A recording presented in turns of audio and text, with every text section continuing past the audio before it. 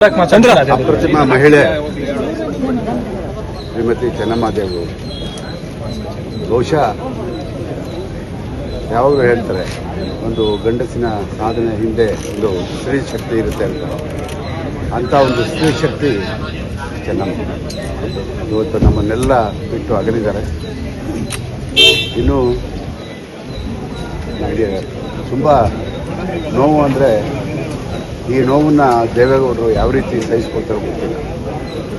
ಆದರೂ ಆ ಭಗವಂತ ಅವರ ಆತ್ಮಕ್ಕೆ ಶಾಂತಿ ಕೊಡಲಿ, ಅವ್ರ ಕುಟುಂಬದವರಿಗೆ ಈ ಒಂದು ಶಕ್ತಿಯನ್ನು ಬೆಳೆಸೋದ ದಯೆಯನ್ನು ಪರಮಾತ್ಮ ತೋರಲಿ ಅಂತ ಹೇಳ್ಬಿಟ್ಟು ನಾವು ಆತ್ಮಕ್ಕೆ ಶಾಂತಿ ಕೊಡಲಿ.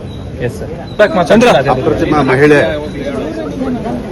ಶ್ರೀಮತಿ ಚೆನ್ನಮ್ಮಾದೇವಿ ಬಹುಶಃ